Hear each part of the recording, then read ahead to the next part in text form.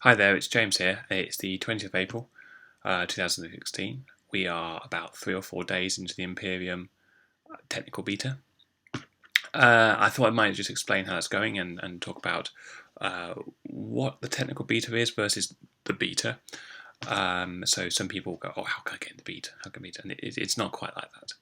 So we have the technical beta has some objectives and the beta has some objectives. The technical beta, we separate the two things out. The technical beta is a much smaller group of people who are more tech savvy, and they are testing whether this thing works. And that's different to the beta, where in the beta we're testing whether the features that we've developed are the right features, but whether they're usable, about any issues people have using them, or the sort of situation, does it fit into their lives in a general, does it work in their computer, but does it fit their lives? When the technical issue is actually about whether the thing is running as a platform. And as such, we have a bunch of Windows users, we have a bunch of Linux users, we have a bunch of Mac users, and we're just saying, does the thing work? What we found was that I've made a few mistakes when I packaged the Windows application, and that was my mistake, because when you're a developer, you have lots of system libraries installed, and you run these things, in dev mode, you run these things in debug mode, and they always work. When you package it and give it to someone the first time, they don't have any of your libraries, and you're kind of going, I think I got this right. And also, when you're at this point of a product or startup, you haven't really got the tooling built, so we don't really have the automatic build tools in place. We're using the Visual Studio for the C# components on Windows. We're using Visual Studio, we're using the Tune Builder. But we haven't quite got installer, because that is at the most just a zip file. And now we've got to the point where everything does work, and we are seeing it works. We'll actually build those usability features. So we actually build, okay, now we're building an installer, now actually convert it from seeing you run the command prompt to being a proper Windows service. None of these things are very difficult. It's just things we hadn't done, and we wanted to make sure the technology worked before we wasted time converting them into actually fully fledged bulletproof products.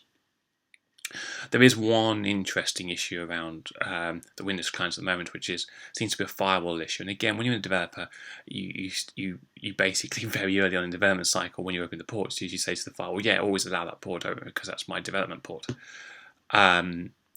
And I had to, because we're again symptomatic of not having an installer, there was no configuration of the Windows firewall, so we had to go away and look up and learn a bit about how to programmatically configure the Windows firewall.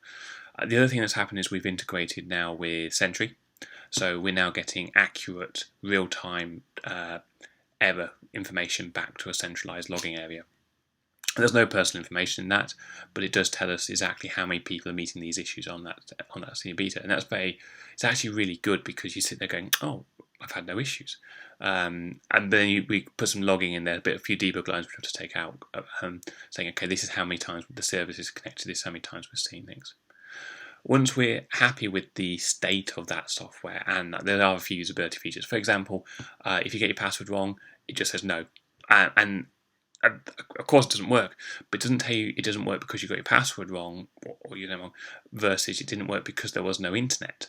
And those are kind of usability features. When you talk to less technical people, someone might open a laptop, hit connect, and it goes no, and you've got to say, okay, it's no because I couldn't even see the internet, or it's no because I could talk to the server, but the server rejected your credentials, or it's no because of some other reason.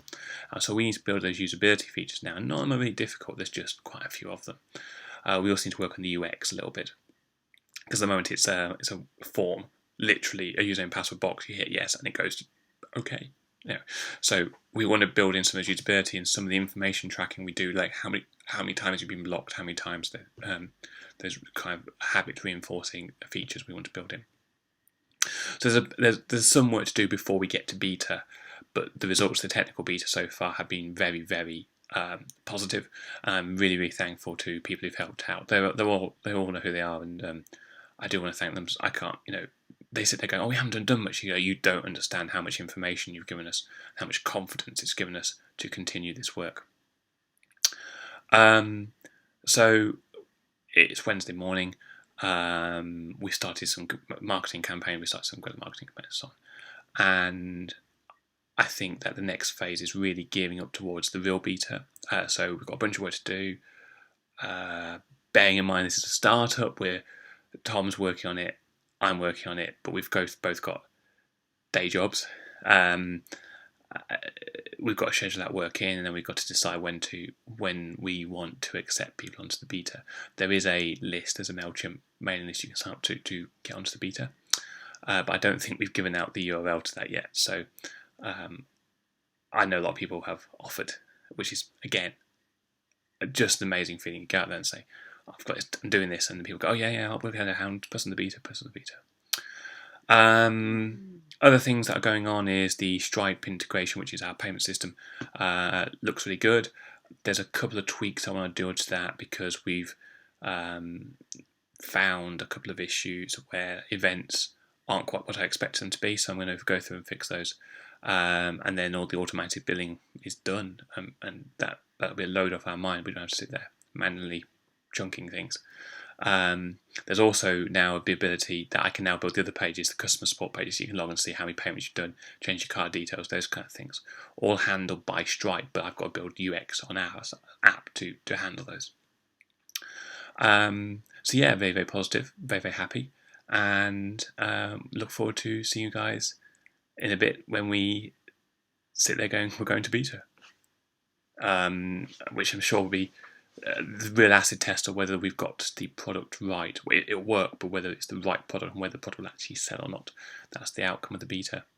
But so far we're seeing that the loading of users, the server loads generated by average users is well within expected ranges, and therefore our cost model works. Our business plan goes, yeah, these, I'm not going to call them average users, because actually the people who got on the beta are very tech. They've been watching movies, they're watching Netflix, they're streaming games. Sam did updated all his Steam games over it the other day, and we're sitting there going, and no, it worked fine. And so what we're doing is we haven't quite done a proper stress test of the servers, because one of the key questions is how many servers do we need, or how many people can we put on each server. So our servers cluster, and we need to make sure that we scale the number of servers correctly.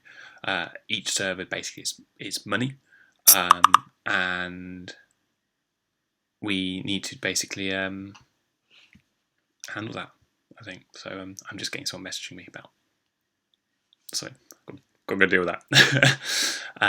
So yeah, we'll see how that goes. Anyway, I say hopefully see you again in the Skype call right before the beta launch. If not, because we're sitting there going, oh, we're rewriting everything. But I don't think we will. I think we've got to the point where the Windows client's really nice. The Mac client, it's nice, but I'm not really happy about how it runs. It will work, but we'll work out how to package that into a nice compact package. And yeah, then we go into beta. Right, until then.